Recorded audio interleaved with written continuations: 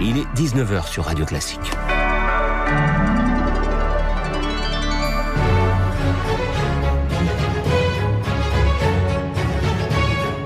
19h, 20h, avec Patrick Poivre d'Arvor sur Radio Classique. » Bonsoir à tous. Après le journal Les 24 heures en Europe avec Hugues Baudouin, à 19h15, mon invité politique sera Sylvain Maillard, le premier candidat de la République en marche, élu député. C'était donc dimanche dernier à Paris. À partir de 19h30 dans la page culture, Dominique Noguez, auteur de Causes joyeuses ou désespérées, et Louise Ekland pour son livre À nous les petits Français. Et puis comme tous les mercredis, le cinéma avec Thierry Gandillot qui nous présentera le nouveau film de Cédric Clapiche, Ce qui nous lie, et qui est aujourd'hui dans les salles. Et Perico Légas nous fera découvrir le vignoble de Montlouis-sur-Loire. Tout de suite, c'est le journal de Béatrice Mouedine. Bonsoir Béatrice. Bonsoir Patrick, bonsoir à tous. Coup de théâtre dans l'affaire Grégory avec l'arrestation et la garde à vue de 3 membres de la famille du petit garçon assassiné en 1984. Nous irons à Londres après le terrible incendie dans une tour de logements sociaux. Le bilan est d'au moins 12 morts. Et puis la session 2017 du baccalauréat commence demain. Pour ne rien oublier, restez jusqu'à la fin de ce journal et écoutez les conseils d'Estelle Dautry. Radio Classique. L'affaire Grégory est donc relancée un tiers de siècle après l'assassinat du petit garçon de 4 ans. Oui, les gendarmes de la section de recherche de Dijon, où l'affaire a été dépaysée, ont procédé à 3 arrestations ce matin dans les Vosges. Éric Koch, des membres de la famille de Grégory Villemain. Oui, les 3 interpellés de ce matin, un couple de septuagénaires et une femme. Il s'agit, selon nos confrères de l'Est républicain, de Marcel Jacob, le frère de la grand-mère du petit Grégory, de sa femme, Jacqueline Jacob, et de Ginette Villemain, la tante de l'enfant. Lorsque les gendarmes sont venus les chercher ce matin à Aumonzey dans les Vosges, ils leur ont énoncé les qualifications pour lesquelles ils sont placés en garde à vue. Complicité d'assassinat, non-dénonciation de crime, non-assistance à personne en danger et abstention volontaire d'empêcher un crime. Cela laisse à penser que la justice dispose de nouveaux éléments pour relancer cette affaire emblématique. Vieille de 32 ans, le parquet de Dijon explique que les enquêteurs ont réussi à replacer chronologiquement, mais aussi géographiquement chaque acteur et chaque élément dans cette affaire, grâce notamment à des documents privés confiés par certains acteurs importants. Et ces interpellations visent donc à éclaircir des zones d'ombre du dossier. 2 autres personnes sont entendues. Ginette Villemain, la grand-mère du petit Grégory, trop fragile pour être placée en garde à vue, et le grand-père, Albert Villemain. Voilà, Monique Villemain, la grand-mère du petit Grégory. Et puis un surveillant a été pris en otage à la prison de Villenox-la-Grande. Dans l'Aube, il est retenu depuis 16h40, selon la chancellerie. Après les violents orages en Haute-Loire hier, un corps a été retrouvé au Brignon. Oui, sans doute celui d'un jeune agriculteur emporté par les eaux. Sur son tracteur, il s'apprêtait à secourir une personne âgée menacée par des inondations. L'incendie qui a ravagé une tour de logements sociaux à Londres a fait au moins 12 morts et plus de 74 blessés, dont 20 dans un état critique. Et de nombreuses personnes sont toujours portées disparues, laissant craindre un bilan beaucoup plus lourd, même si le maire de Londres, Sadiq Khan, a suggéré qu'une partie des disparus avaient pu se réfugier chez des amis ou de la famille. Les opérations de recherche pourraient prendre plusieurs jours. À Londres, notre correspondante Anna Roche. Cette tour si visible dans ce quartier fait surtout de petites maisons cossues a continué à être engouffrée dans d'épaisses fumées noires pendant des heures. Jeff Wilkinson, inspecteur des bâtiments, a partagé son analyse sur la BBC. L'immeuble n'a pas contenu l'incendie comme il aurait dû le faire. Normalement, les flammes auraient dû rester à l'intérieur des appartements. Elles n'étaient pas censées se répandre comme cela a été le cas et surtout pas à cette vitesse. Quelque chose a horriblement mal fonctionné. Selon des experts cités dans la presse, le revêtement récemment ajouté qui avait pour but d'embellir la tour serait la raison pour laquelle les flammes se sont ainsi propagées.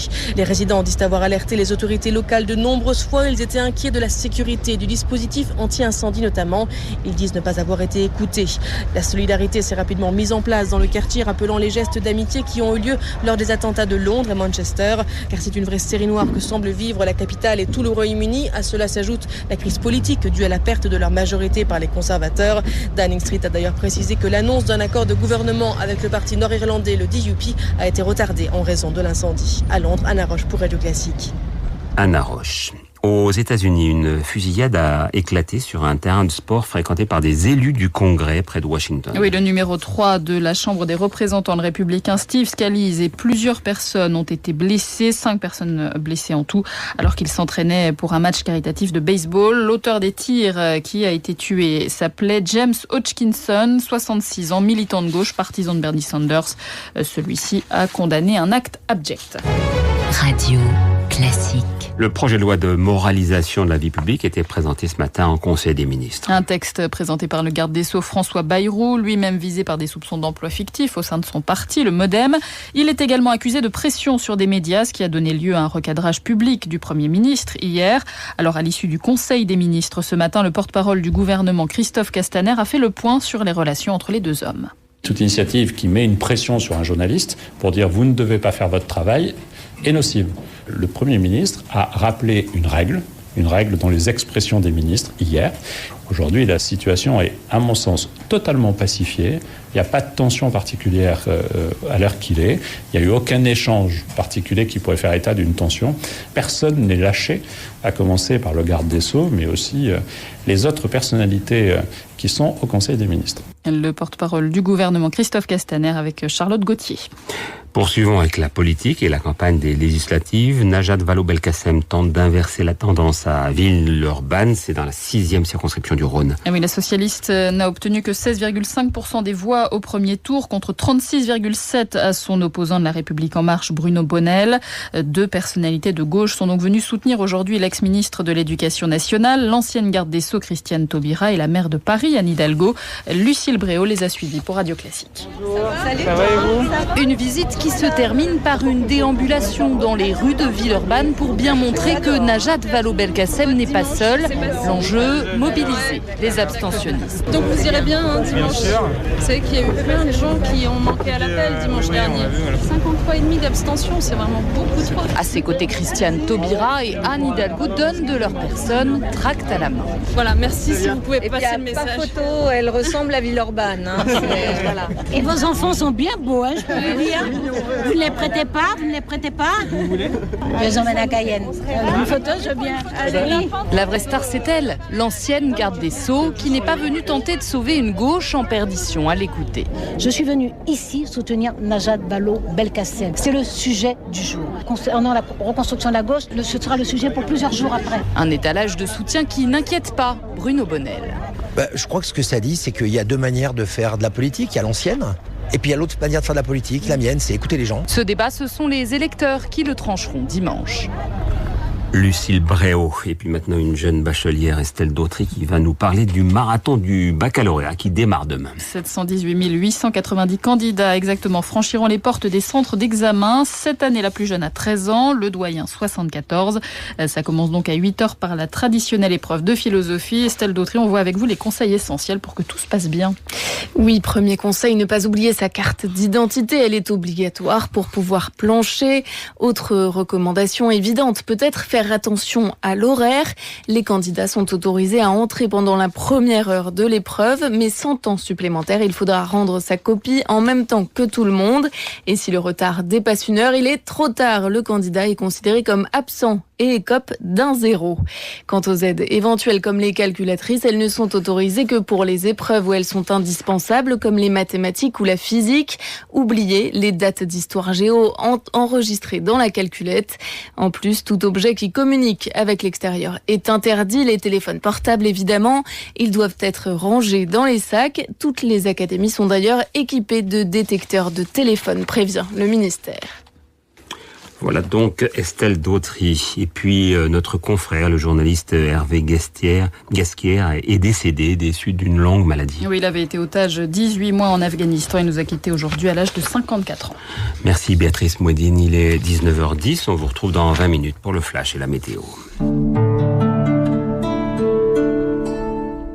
Vous savez, aujourd'hui, quand vous êtes dans le secteur médical, vous avez des centaines de patients et il faut toujours être disponible pour eux. Alors pour mon accès Internet, c'est pareil. Il faut que quelqu'un soit disponible pour moi en cas d'imprévu. Pas question de rester bloqué. Moi, ça me paraît normal, non ? Entrepreneur, avec la fibre dédiée de SFR Business, développez tout le potentiel de votre entreprise grâce à la garantie de rétablissement du service en moins de 4 heures. Appelez le 1030 ou rendez-vous sur sfrbusiness.fr. SFR Business, libérons l'énergie d'entreprendre. Sous réserve d'éligibilité à l'offre SFR Connect Fibre. Détails et conditions auprès de votre interlocuteur commercial.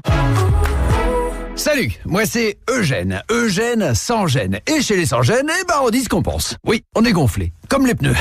Tiens par exemple la Citroën, du 12 au 17 juin, ils font une opération porte ouverte, on achète un pneu et ils font 50% sur le deuxième. Pas top ça ? Du coup, Eugène, il s'est pas gêné et comme il dit ce qu'il pense, là il a dit « Merci Citroën ». Les services Citroën vous simplifient la vie. Offre particulier valable du 12 au 17 juin dans le réseau Citroën participant. Les étés de la danse présentent le Alvin Ailey American Dance Theater. Découvrez une compagnie débordante de talent et d'énergie. Un programme époustouflant avec des ballets historiques d'Alvin Ailey ainsi que des chorégraphies récentes de Paul Taylor, Robert Battle, Hope Boykin et Christopher Wheeldon. Ne manquez pas les 20 représentations exceptionnelles du Alvin Ailey du 4 au 22 juillet à la toute nouvelle scène musicale de l'île Seguin à Boulogne-Billancourt. Informations et réservations sur lascenemusicale.com. Steinway & Sons, facteur de piano d'exception depuis 1853, ouvre ses portes à Paris au 230 boulevard Saint-Germain dans le 7e arrondissement. Venez célébrer l'inauguration de notre showroom dans le cadre d'événements exclusifs tous les mercredis du 17 mai au 5 juillet à 19h30. Nombre de places limitées, inscription sur steinway.fr. Steinway & Sons, l'excellence depuis 1853, maintenant à Paris. 24 heures en Europe avec Hugues Baudouin. Hugues Baudouin qui est à Bruxelles. Bonsoir Hugues. Bonsoir Patrick. Le Parlement européen a donc voté aujourd'hui la levée d'immunité parlementaire de Marine Le Pen. Oui, l'issue ne faisait aucun doute. Les parlementaires européens ont accédé à une très large majorité à la demande de la justice française. Cette levée d'immunité porte sur une affaire de diffamation qui oppose la dirigeante du Front National au maire de Nice, Christian Estrosi. En mai 2015, Marine Le Pen avait prétendu que l'ancien président de la région PACA finançait indirectement l'Union des organisations islamiques de France par le biais d'un loyer anormalement bas appliqué à une mosquée, selon ses dires. Elle l'avait ainsi accusé d'être complice de l'essor du fondamentalisme. La campagne présidentielle étant passée, le Parlement européen a considéré que cette demande de levée d'immunité n'entrave pas l'action politique de la présidente du Front National. Marine Le Pen avait anticipé le vote de l'Assemblée de Strasbourg.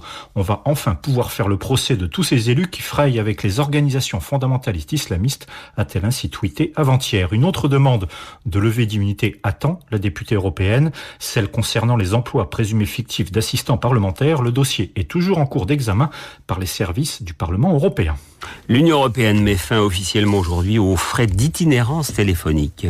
Oui, c'est un combat de plus de 10 ans qui se termine aujourd'hui avec la fin des surcoûts appliqués aux appels téléphoniques passés à partir d'un pays européen autre que celui où on réside. Cela concerne aussi l'usage d'Internet à partir de son smartphone.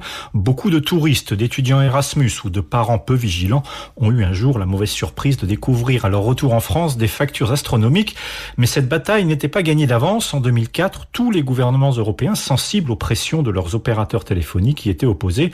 C'est la détermination d'une élue luxembourgeoise, Viviane Reding, commissaire européenne pendant 15 ans, qui a permis de venir à bout de toutes les résistances. Cette saga a d'ailleurs tous les ingrédients d'un polar politique, mais la bataille est loin d'être terminée. La fin du roaming ne concerne en fait qu'une petite partie de la population, celle habituée à voyager ou les transfrontaliers. Rien n'a été fait encore pour réduire le coût des appels téléphoniques à l'étranger, passés de son propre pays. C'est le prochain chantier auquel veut s'attaquer le Parlement européen. Et puis Hugues, vous nous aviez parlé hier de la prise de fonction en Irlande du Nord d'un nouveau Premier ministre de 38 ans, métis et gay. Bien, ce soir, on a appris la nomination comme Premier ministre en Serbie d'Ana Brnabić, qui, elle est aussi jeune, 41 ans, et qui revendique ouvertement son homosexualité. Merci beaucoup Hugues Baudouin. Il est 19h14 sur Radio Classique. Dans un instant, Julien Drey, puis Florence Berthaud.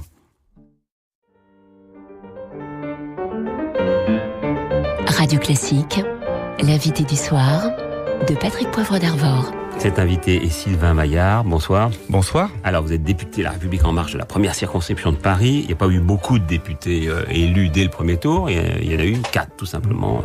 Et à Paris, il y en a un seul, c'est vous.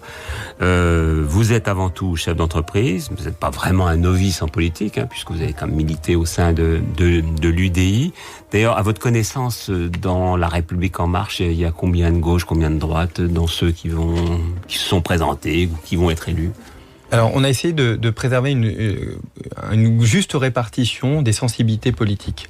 Alors, vous dire le nombre exact de qui et quoi, c'est vrai que on ne sait pas qui va être. Voilà, exactement. Et puis, d'ailleurs, je voudrais rendre hommage à la Commission nationale d'investiture d'En Marche, qui a fait un travail incroyable, puisqu'on a eu plus de 20 000 candidatures, et qui a cherché pour chaque circonscription de trouver le candidat ou la candidate, puisqu'on a 50% de candidates, ce qui va correspond bien d'ailleurs l'Assemblée. Là. Exactement. Non seulement qui apporte une expertise globale, une idée de diversité de parcours, mais aussi une idée, ce qu'on appelle l'humeur de la circonscription. C'est-à-dire de sentir quelle est la personne qui porte le mieux l'humeur politique de la circonscription.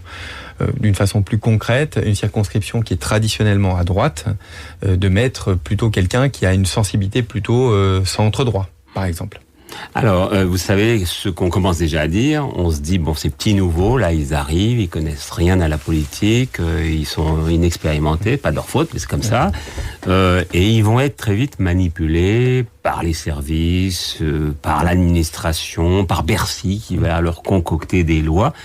Est-ce que vous pensez qu'il va vous falloir un temps d'adaptation ou tout de suite vous allez être performants les uns les autres, les 577, dont peut-être plus de 400 République En Marche?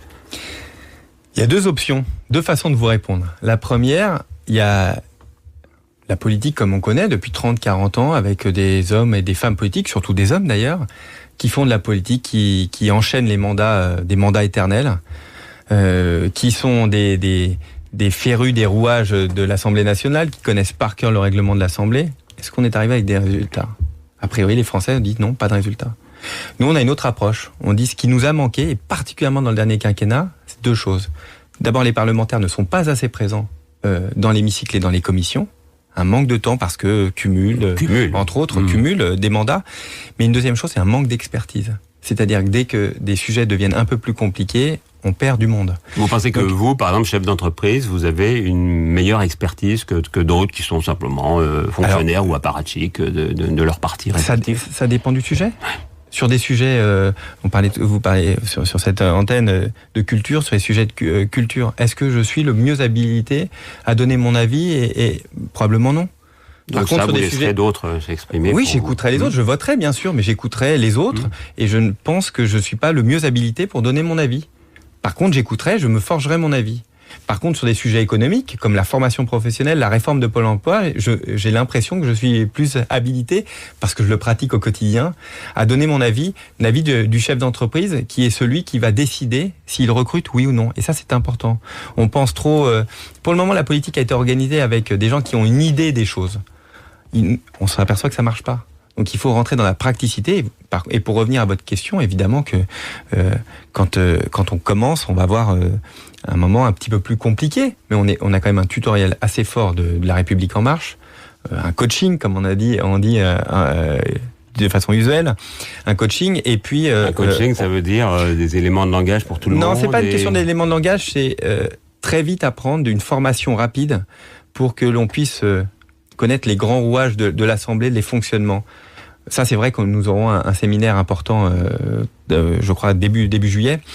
Et puis, tout ce qui va être formation continue, on aura aussi des grands élus, ce qu'on appelle des grands frères, des grandes sœurs qui vont être là. Et qui seront, oui, mais quand même. Dans les chiffres, pour l'instant, il n'y a qu'une vingtaine de députés qui sont déjà en situation et qui vont être réélus pour vous encadrer. Il y en a un peu plus. On a regardé, il y a un peu plus de... on en aura une cinquantaine qui ont déjà une vraie expérience et qui vont tout simplement nous aider et nous coacher. Mais vous savez, d'une façon générale, quand j'ai créé ma première société, je ne connaissais rien non plus. C'est pas pour ça que ça n'a pas marché. On fait quelques erreurs, certes, mais... je pense que le résultat fait que 15 ans après, on s'aperçoit que c'est plutôt ça. Et ma question sur Bercy, dont d'ailleurs Emmanuel Macron est issu, ce côté de très hauts fonctionnaires, souvent des énarques très intelligents, etc., mais qui organisent à peu près tout à leurs mains. Là, il faut une réforme profonde. Ça, c'est notre ambition durant ce quinquennat, une réforme profonde du statut de l'élu, mais aussi baisser le nombre de parlementaires et sénateurs et députés, pas pour faire des économies, c'est qu'il faut qu'ils aient un staff, donc une équipe plus importante, pour qu'ils se spécialisent et qu'ils puissent être une vraie force, non pas d'opposition, mais de contrôle, entre autres, de Bercy. Quand vous avez une équipe, à l'heure actuelle, vous avez 2 ou 3 collaborateurs parlementaires. C'est pas assez pour exactement. Une personne qui s'occupe de votre agenda, l'autre peut-être de vos discours, de vos relations presse. Vous n'êtes pas en mesure de contester des décisions faites par 10, 15 aux fonctionnaires de Bercy qui, eux, vont avoir une armée pour vous expliquer que eux ont raison. Donc il faut qu'on fasse un petit peu un modèle américain, d'ailleurs, avec des parlementaires moins de parlementaires. Il nous faut moins de parlementaires. Vous êtes sûr avec que ça un va vrai passer, ça, parce que pour l'instant, vous êtes 577, donc ça veut dire que vous allez voter une loi qui va vous décapiter. Vous êtes sûr que ça va pas couiner du côté des députés? Ils viennent tout juste d'être élus. C'est un engagement d'Emmanuel Macron, sur les 6 chantiers, de réduire le nombre de parlementaires. Nous nous sommes engagés, nous, candidats, à voter les principales mesures de ces 6 chantiers. Donc, peut-être qu'il y aura des réflexions, peut-être qu'il y aura des discussions, mais la pente est très clairement marquée. On doit réduire le nombre de parlementaires. Vous avez des choisi dans quelles conditions, de commissions vous aimeriez travailler, les affaires sociales, les lois À titre personnel, je suis en pleine réflexion pour être le plus efficace. Et puis, nous aurons le temps venu, donc semaine prochaine, des discussions évidemment avec le président du groupe pour savoir une répartition. Pas du tout qui ça peut être. Non, c'est pas du tout décidé.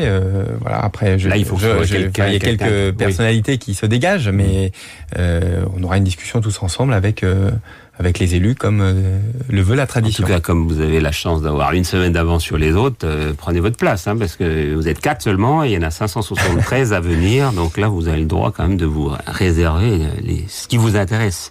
La prochaine étape pour la République en marche à Paris, c'est de conquérir la mairie en 2020. On a clairement la volonté, en tout cas à Paris, de rééquilibrer l'organisation de la municipalité et tout simplement d'aspirer à diriger cette ville. Ça, c'est très clair. Il y a déjà un porte-parole, ce sera Emmanuel Griveaux. Benjamin Griveaux, pardonnez-moi. On en discutera tous ensemble. Benjamin Griveaux est quelqu'un que j'apprécie beaucoup à titre personnel. En plus, j'ai travaillé avec lui au porte-parole d'Emmanuel Macron. Donc, mais le temps n'est pas encore venu. D'abord, on est dans les élections législatives. Le temps va passer ensuite, et puis on aura l'organisation, parce que faire une campagne municipale, c'est un vrai travail, un travail de terrain, vraiment avec nos militants, avec nos élus. On aura le temps d'en reparler, et si vous m'invitez, je reviendrai avec grand plaisir. On vous réinvitera. Vous savez pour qui, vous n'avez pas à choisir puisque vous avez été élu dans votre circonscription, mais il y a une circonscription très très chaude à Paris, justement juste à côté de chez vous, où il y a 2 personnages qui se sont l'un senti investi par Emmanuel Macron, l'une plutôt, et l'autre par Édouard Philippe, c'est quand même le président de la République et le Premier ministre. C'est donc Bournazel face à Myriam El Khomri. Vous avez un choix de cœur, en tout cas vous? Compliqué pour moi de répondre, parce que d'abord je suis l'élu du 9e arrondissement, et une partie de cette circonscription est sur le 9e arrondissement, et on est dans une situation un peu typique pour nous, la République en marche, compliquée, puisqu'on n'a pas de candidats investis, 2 candidats qui sont très proches de nos idées, voire en totale adéquation avec nos idées. Écoutez, c'est les électeurs qui choisiront, et par nature, ouais, j'ai un avis, mais je le garde pour moi et je laisse aux électeurs. Je ne vote pas dans cette circonscription. Je les laisse choisir. Vous pensez que d'autres membres de l'UDI pourraient rejoindre la République en marche, qui ne sont pas pour l'instant étiquetés LRM? Radio Classique, les invités culture de Patrick Poivre d'Arvor. Alors, ces invités sont nombreux, comme à l'habitude, Perico Légas, qui sera en direct avec nous de Montlouis-sur-Loire, dans le vignoble. Thierry Gandillot, qui va nous parler du dernier Clapiche. Alors moi, je vous emmène en Bourgogne plutôt. Ah ouais, voilà. Justement, c'est bien. Et comme ça, il y aura Montlouis-sur-Loire. Et il faut vous dire que Clapiche connaît bien le vin. Bon, et il y est fortement question de vin dans ce livre. Dans ce film. Et de famille. Voilà. Et puis, avec Dominique Noguez, nous parlerons des causes joyeuses ou désespérées. Bon, voilà, c'est le titre de son dernier livre, qui est très jubilatoire. C'est chez Albin Michel. Et on va commencer par les dames, parce que on est bien poli, puis qu'on est français. Chère Louise Ekland, voilà. Bonjour. Bonjour. Vous venez de sortir un livre qui s'appelle « À moi les petits Français ». Ouais, j'ai pris ma vengeance. Oui. Exactement. La vengeance sur quoi? Sur le match que vous avez perdu hier soir ou quoi? Aussi, non. Parce que depuis que je suis arrivée en France, en fait, tout le monde me dit à moi les petites Anglaises. Et donc, je me suis dit, là, pour le coup, je peux y aller. À moi les petits Français. Bon, c'est quand même un cri d'amour. Hein. Oui, un cri d'amour. Un portrait bienveillant de la France et les Français avec un petit peu d'humour, normalement, aussi. Qui vous a pas empêché d'épouser un Belge, d'ailleurs? Vous dites à moi les petits Français, puis vous choisissez un Belge. Bon, c'est sympa pour nous, merci. Donc, Louise Ekland, vous êtes née là-bas, de l'autre côté de la Manche, c'est-à-dire pour nous très très très loin. C'est ça. Et vous avez raconté plusieurs fois dans plusieurs médias, on se souvient de vous par exemple quand vous étiez dans votre bus rouge pendant les Jeux Olympiques de 2012 à Londres. Vous avez raconté un peu votre vision de la France, comme ça, votre vision d'anglaise. Qu'est-ce qu'on a de bien, qu'est-ce qu'on a de pas bien? Vous avez un savoir-vivre dans le vrai sens du terme, un art de vivre également. Je trouve que le débat est assez exceptionnel. Vous savez en débattre de plein de sujets, on peut aller assez loin dans le débat. L'anglais va être un peu plus réservé. Les dîners, les produits. Vous dites justement que dans les dîners, vous aviez l'impression que tout le monde s'engueulait. En fait, les gens se débattaient. Quoi. Exactement. Ça vous intéresse de voir les gens débattre. Quand je suis arrivée en France, je me suis dit, mais parce que je comprenais pas tout au début, hein, ça fait 16 ans que je vis en France, donc je parle beaucoup mieux maintenant, mais au début, je me suis dit, mais qu'est-ce qui se passe? Ça crie, ça hurle. C'est juste que les Français sont très passionnés, en fait, je trouve, et qu'on peut discuter de plein de sujets différents, alors que la réserve anglophone et la politesse va nous bloquer, nous, de notre côté. Donc, pudeur, peut-être. Pudeur, en façon, effet. Voilà. En effet, on veut pas blesser. Alors que le Français veut pas blesser non plus, mais il y a peut-être moins de limites. Vous râlez, mais ça vous libère. Moi, ça m'embête, hein, quand je rentre dans un taxi ce matin et le monsieur il râle, bah ça brise un peu le début de ma journée. Mais lui, il est libéré, il se sent bien, donc j'ai commencé à râler aussi, donc ça va mieux. Alors, vous êtes bien placé pour me répondre. Est-ce que nous sommes plus monarchiques que vous? Parce que vous avez une reine depuis je ne sais combien de temps. Nous, on est quand même assez encore royaliste, non? Vous trouvez pas? Je pense que vous êtes assez royaliste, mais je pense que c'est parce que vous êtes admiratif de notre reine, de notre famille royale, de cette comment dire, cette histoire. Oui, cette histoire aussi. Cette histoire assez incroyable, et donc cette femme absolument dingue qui est l'histoire en fait. Donc du coup, je pense que vous êtes très admiratif, plus monarchiste, non, je dirais pas. Je me suis rendu compte de la ferveur des Anglais pour la reine et pour Katie William et la famille royale quand je suis allée pour BFM TV couvrir les 60 ans du règne de la reine et le mariage de Katie William. J'étais épatée. Je me suis dit, waouh, on a vraiment un amour pour la reine, ça nous unit. On se réunit autour d'un événement, on passe un super bon moment et c'était... Mais politiquement, vous êtes peut-être plus démocrate que nous le sommes. C'est-à-dire que nous, de temps en temps, on aime bien l'embrigadement. On a choisi souvent des personnages qui nous menaient et on suivait comme au pont d'Arcole. Peut-être, oui, c'est une bonne réflexion. J'avais pas réfléchi les choses de cette manière-là, mais en effet, oui, je pense que peut-être on a ça, mais on est un peuple assez paradoxal, les Britanniques, par rapport aux Français. C'est très différent. On peut être punk le soir et prof la journée, alors qu'en France, on n'a pas tout à fait la même vision des choses. Entre les Beatles et Johnny Hallyday, vous avez quand même choisi toujours les Beatles. Non, mais il faut nous laisser la musique quand même. Là, pour le coup, vous avez la chanson française. Et hier, c'était formidable au Stade de France de voir les Français chanter God Save the Queen et Oasis. Et Oasis, qui était la chanson fétiche de Manchester. C'était merveilleux. Beau, ça. Hein, bien sûr, mais c'est un moment je suis allée à Liverpool, à Anfield, quand j'étais petite. Mon grand-père m'emmenait au match de Liverpool. Et donc, quand on vit ça à 8 ans, je vous souhaite tous de le vivre. C'est juste assez incroyable, cette ambiance dans le stade, les chansons, l'énergie qu'on peut ressentir. You never walk alone. Et là, en fait, on a eu le sentiment hier qu'il y avait un vrai... Bon, même si on était ravis de vous battre au passage, il y avait quand même un vrai rapprochement franco-britannique. Là, on était loin de Jeanne d'Arc. Hein. Mais on est amis depuis 200 ans, enfin... Enfin, on a été ennemis pendant je ne sais pas combien de temps. D'abord, la guerre de 100 ans. On adore se détester, enfin. Il y a eu 14-18 et 39-45 quand même, ça nous a rapprochés. Avec nous. Oui, c'était avec nous. Oui. Donc, du coup, notre histoire est assez incroyable. Et je pense sincèrement, moi, je suis revenue en France, enfin, je suis venue en France, j'ai retrouvé ma correspondante française de quand j'avais 15 ans. Et je l'ai retrouvée parce que je parle français aujourd'hui et j'ai cherché à la rejoindre parce que dans nos histoires, dans notre scolarité, on est proches, on est juste à côté. Nous, notre première langue qu'on apprend à l'école, c'est le français. Vous, c'est l'anglais. On a on a une histoire qui nous unit. Je pense qu'avec le Brexit, par exemple, beaucoup de gens me posent la question, évidemment, parce que dès qu'on voit une Anglaise qui parle Brexit, évidemment. Ça, j'ai évité, vous avez remarqué. Oui, j'ai vu et c'est très bien fait. Merci. Vous vous sentez plus proche d'un Français que d'un Américain? Complètement. Oui. Je suis européenne. Complètement. Les Américains, ça vexe beaucoup les Anglais de nous comparer, c'est vrai. Mais je me sens plus proche des Français. En revanche, il y a une petite partie de Manche qui nous sépare. Enfin, la Manche nous sépare, mais nous ne sommes pas pareils. C'est vrai que nous ne sommes pas pareils. On est très différents. Je sais pas, demain la veille, ça va changer, même avec des tunnels sous la Manche, même avec tout ce qu'on peut faire. Je me suis intéressée à vous. J'ai appris à vous connaître et je vous aime. Eh ben, c'est très gentil, cette déclaration d'amour. Je suis content d'être venu. Mais elle vous parlait pas. Elle m'aime énormément. Écoutez, ces déclarations d'amour me touchent. Et ça s'appelle donc À moi les petits Français. C'est aux éditions du Rocher et signé Louise Ekland. Dominique Noguez. Alors vous, ce que j'aime bien chez vous, c'est que vous aimez beaucoup la langue française. Vous vous battez tout le temps pour qu'on évite justement ces anglicismes qui ont... Non. Ah, dites-moi. J'allais dire que j'aime la langue française comme vous, comme bien avec les écrivains. Vous dites toujours non quand on répond. Vous répondez. Ça, j'ai remarqué souvent ça.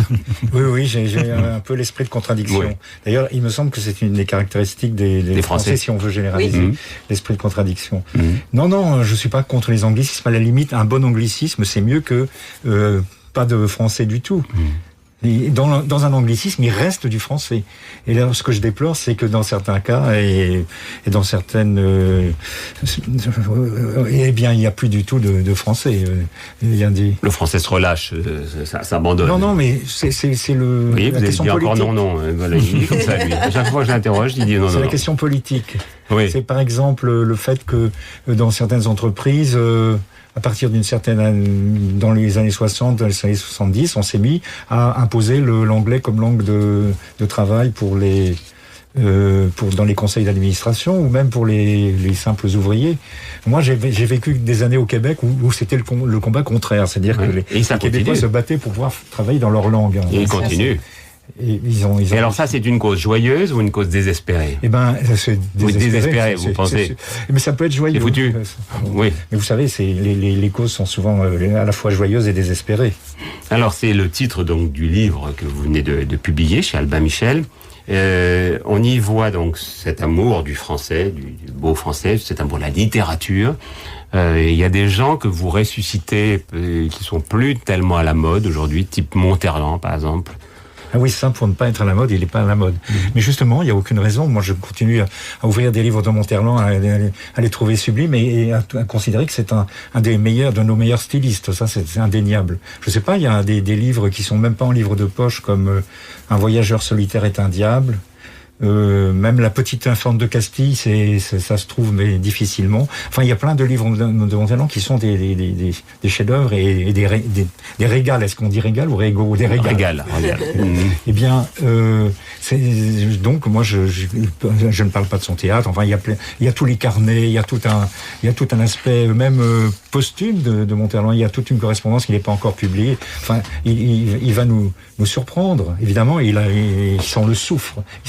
Et moi, vous aimez bien les personnages qui sentent le soufre. Oui, il sent la semence aussi. Enfin, il sent toutes sortes de choses qui sont pas, alors qu'il a au début de sa carrière. Enfin, si on peut parler de carrière. Enfin, il était considéré comme un jeune écrivain catholique. Il était soutenu à la fois par Mauriac et Claudel. C'est assez drôle. C'est vrai. Qui ont vite déchanté, qui ont vite vu à qui ils avaient affaire. Alors il y a un autre personnage qui sent le soufre, en tout cas pour beaucoup, ou qui tout d'un coup s'est mis à sentir le soufre, mais que vous défendez, et je crois que vous ne le connaissez pas, c'est François-Marie Bagné.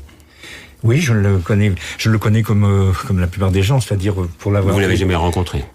Je l'ai rencontré depuis la publication de ce livre, parce que il s'est trouvé un ami, donc il était content, j'imagine. Il m'a fait visiter son atelier, j'ai vu que c'était effectivement comme je le savais, parce que j'avais vu des expositions, que c'était un excellent photographe.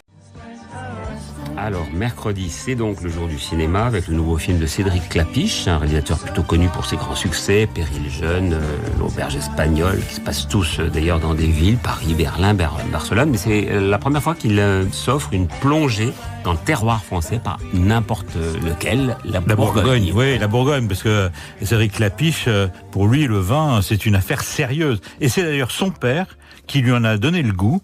Il l'emmenait 2 fois par an en Bourgogne, je suis en Bourgogne exclusivement, pour faire la tournée des caves.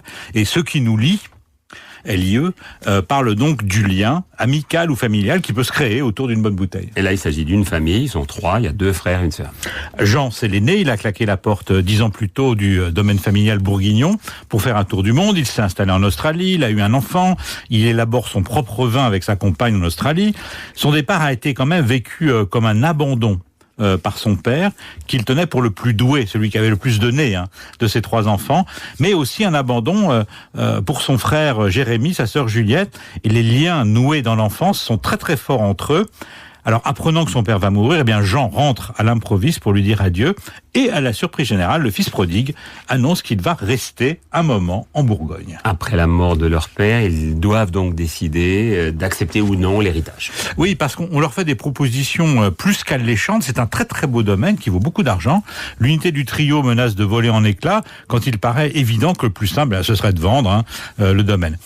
Ça tire un peu à huée et à dia entre eux, surtout que les sommes en jeu sont considérables et que les concurrents, les types qui sont autour, qui ont des parcelles autour d'eux, sont à l'affût du moindre faux pas des héritiers. Et oui, il faut dire que là, on découvre à ce moment-là qu'il y avait eu des tas de rivalités entre les frères depuis la petite enfance. Il y a des vérités qui sont quand même plus ou moins mises sous le tapis. Et là, les histoires de famille remontent toujours à la surface au moment d'un passage de génération. Alors, mais là, au fil des saisons, les esprits vont mûrir, comme le vin que Jean, Juliette et Jérémy sont en train de fabriquer. Bon, on va voir les rivalités oedipiennes, les mystères du terroir bourguignon qui font beaucoup rêver, l'argent caché des grandes familles. Alors, de ce côté-là, le scénario est classique, je dirais même un petit peu vu, mais on connaît Cédric Clapiche, il sait soigner les situations et les dialogues, et là, il signe un film chaleureux, attachant, et il faut dire que la réussite tient beaucoup, beaucoup aussi aux 3 acteurs, donc je vais les citer, Pio Marmaille, la délicieuse Anna Girardot et François Civil, et ils entrent vraiment pour beaucoup dans ce cocktail que je dirais bien dosé entre humour et émotion. Vous aimez beaucoup le vin français, Louise Etlande? Je parle beaucoup dans mon livre d'ailleurs. Plutôt le Bordeaux que le Bourgogne, mais... Ouais, bac plus 15 en onologie depuis que je suis venue en France. Formidable. Ouais. Bon, faut dire que de ce côté-là, les Anglais, c'est pas les rois du monde, mais ils se connaissent bien en énologie, mais peut-être les vignobles sont on va vous laisser le vin. Merci, il nous reste quand même quelque chose. Donc, ce qui nous lie de Cédric Clapiche. Et à mercredi prochain, Thierry Vidéo, dans un instant, Perico Légas pour parler de vin encore. Patrick Poivre d'Arvor sur Radio Classique.